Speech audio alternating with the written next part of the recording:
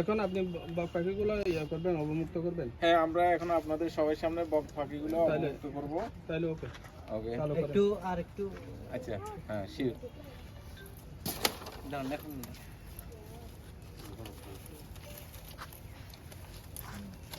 আসেন বাবুল ভাই, ইয়ে শারীর ইয়ে তানবীর ভাই আসেন। একজন একটা সারা আর কত এই দূরছে ও এই চোখের মধ্যে চোখ সাবধান। এই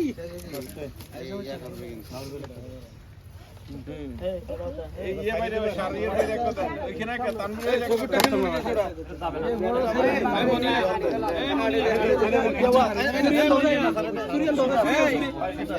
একটা এই শোনা এই ভাই সুতাটা একটু কেটে দাও।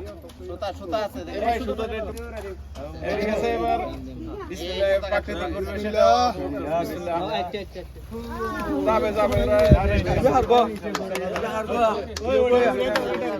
ওটা যাবে, ওটা নাই।